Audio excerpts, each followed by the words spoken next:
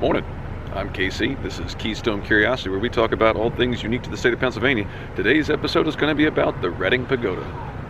Welcome to Keystone Curiosity, where we explore the life, land, and culture of my beloved home state. Pennsylvania has something to offer everyone, and is living proof that the world is a beautiful place. You just need to take the time to find it. Located at the south end of Mt Penn, the Reading Pagoda overlooks a 30-mile panoramic view of the city. At the turn of the 20th century, William Abbott Whitman purchased about 10 acres of the land atop Mt Penn. He did so with the intention of quarrying its stone. He would face serious backlash as the quarry produced an eyesore that many of the city's residents found offensive. This would eventually persuade him to discontinue the venture. It was during this time that he was shown a picture of Nagoya Castle from his friend Charles Mates, who had recently returned from a tour of duty in Japan. The oriental architecture fascinated Whitman.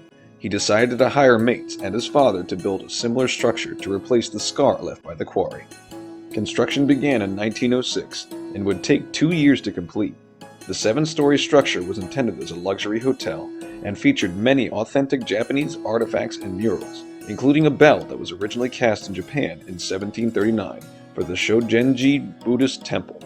The temple would close in 1881, and the bell would be purchased by Whitman in 1907 for the top floor of the pagoda, where it resides to this day. The building was completed in 1908 at the cost of around $50,000, which is more than $1.5 million today. But you see, there was a problem, or multiple problems really.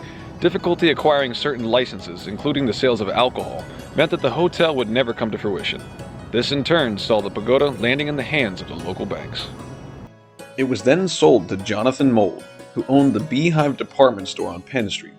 Mould and his wife Julia would later present the pagoda and the 10 acres surrounding it as a gift to the city of Reading on April 21, 1911. The city would maintain and operate the pagoda over the years, making improvements as technology advanced. Red neon lights were added to the outline of the 5 roofs of the structure in 1960. This allowed the iconic red glow from the top of Mt Penn to be seen from all over the city as a beacon in the darkness. This would later be updated to LEDs in 2008. The 1970s saw a revival of the styling around the pagoda, as the Japanese garden was restored and cherry trees were planted on the grounds surrounding the building. These efforts would be noticed, and in 1972, the National Register of Historic Places would add the Reading Pagoda to its list.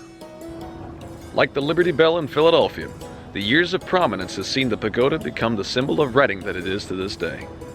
Also prominently placed on Mt Penn is the William Penn Memorial Fire Tower, which was first built in 1939 as an observation point for forest fires in the nearly 60-mile radius of the surrounding area.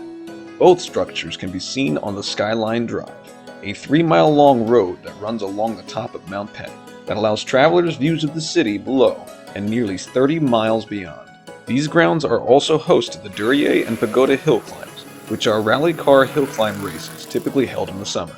The route follows the test course of Charles Duryea, who built the first successful gas-powered vehicle in the United States. Today, the pagoda houses a small cafe and a gift shop that are both currently under repairs by Pagoda Skyline Inc., a non-profit organization dedicated to the preservation and restoration of the Skyline Drive, Fire Tower, and the pagoda itself. Donations to such can be made at pagodaskyline.org. That's going to wrap it up for today's episode. Thank you guys so much for watching. As per the usual, if you have any suggestions on where you'd like to see me go next, feel free to leave them in the comments below. In the meantime, hit that like and subscribe so that you can receive updates about anything else near the Reading Pagoda or all across the state of Pennsylvania itself. But in the meantime, y'all have a good one.